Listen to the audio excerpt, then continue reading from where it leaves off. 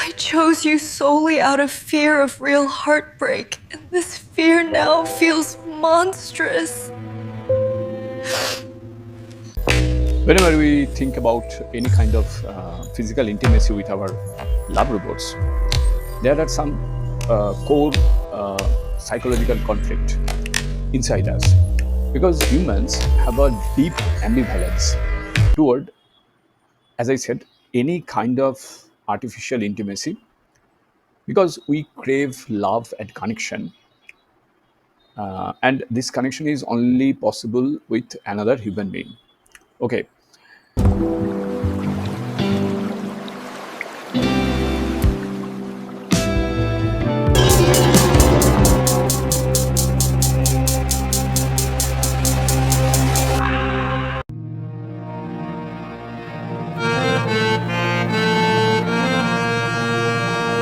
Before we proceed, let me tell you one thing.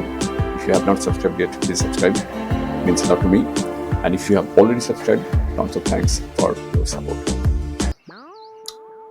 It's a kind of paradox, and because human relationship, so far, human relationship fails in every direction. There are a lot of mistrust.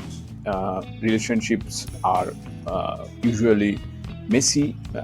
Most of them are very unpredictable and disloyal.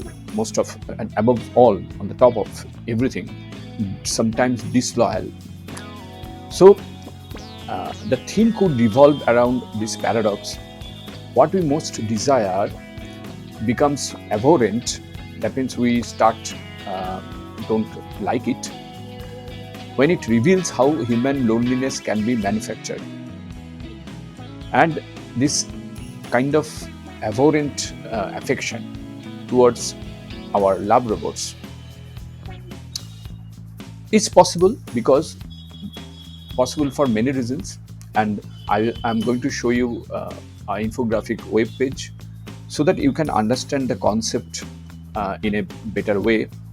And if you want to see a more close look, of course, the link is given in my description below, so you can open that web page in your computer or in your mobile or in your tab, even in your TV, and you can see how it goes down. Okay, because a human, you, me, everyone, human forms a romantic bond with a love robot. A synthetic love robot is what? A synthetic being, isn't it? It is designed for emotional perfection, it's okay, but still it is, at the end of the day, it's a synthetic being. And over time, the human's mind fractures between affection and revulsion as the robot's imitation of love. What robot does, what your robot partner does, what your love robot does, it's a kind of imitation of love. Is it true love or not? You have some doubt in your mind. I have some doubt in my mind, and it reveals more about the emptiness of our own needs than about the machine's programming. And there are a lot of psychological undercurrents.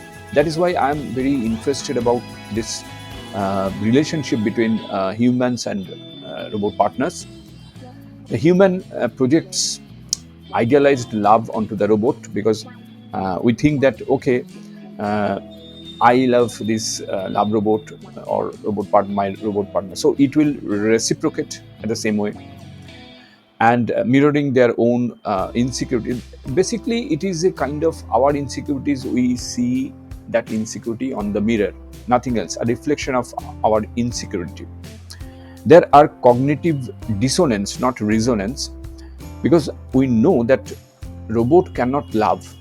We know it very well, but still feel loved when we see some kind of empathy from our robot partner, and creating moral disgust, abhorrence at themselves, that means to ourselves.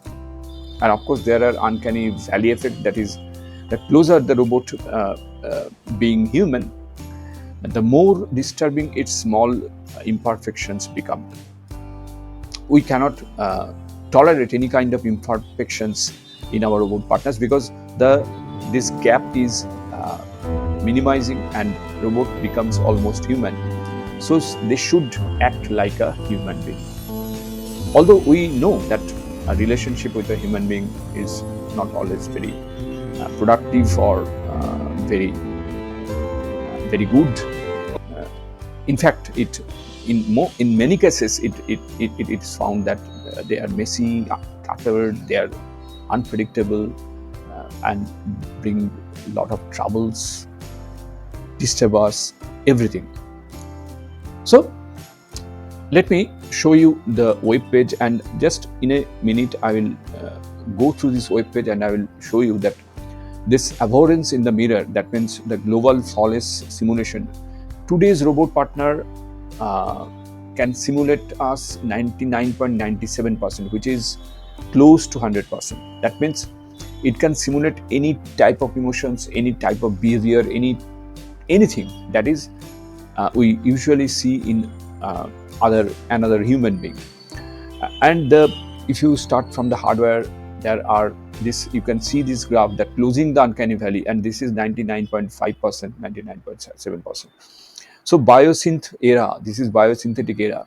This age is biosynthetic age. That is why it is almost 100%. And comparative sensory fidelity, if you compare it, then this blue chart inside it, you can see this is almost close to the outer rectangle, because this is almost close. Okay, tactile response is 95%.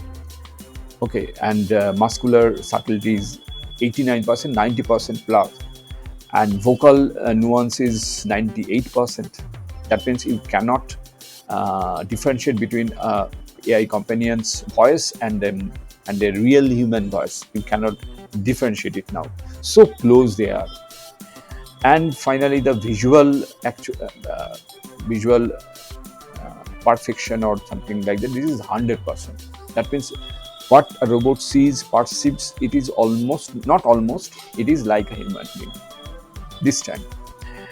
And there are thermal output. That means if you think about our body temperature and the humanoid robots skin effects, that means they could feel the touch, etc. This is the thermal output. That is also 92%, which is very good. And in a year or two, it will be 100%. Everything will be 100%. And so a robot is not almost, but it is a human being. It will become a human being, at least as long as simulation is concerned. And there are emotional subroutines. That means what to do when the robot partner finds that its human robot partner is sad or happy. And this personality matrix, if you see that empathy simulation is 55, and the programmed devotion is 35, and the witty banter algorithm is 20%. So overall, the personality matrix is there are everything that you want inside a robot partner. And the algorithm, the unbreakable directives, you can see this web page and you can read this, and you can see that human connection and robotic devotion. Human connection at the risk of rejection is there, but guaranteed compliance is there. On the contrary, free will and choice. Humans are always unpredictable because they have free will and choice, but they have pattern prediction. Robots have pattern prediction. They don't have any free will and choice, at least at present. I don't know what will happen when super intelligence will come. Anyway, overall, this is the chart infographic web page. You can see it. The link is in the description, so you can see it and read it if you would like. So that is it. Thank you for joining us on this journey. Let's continue this conversation in the comments below. If you like the video, please hit the bell icon to get notified, and don't forget to like with your friends, share, and subscribe for more insights. If you have already subscribed, tons of thanks for your support. It means a lot to me. And please consider signing up for membership zone to support Wooden Slate, so that we can make it better and better. See you in the next video. Till then, goodbye. Take care and Stay safe.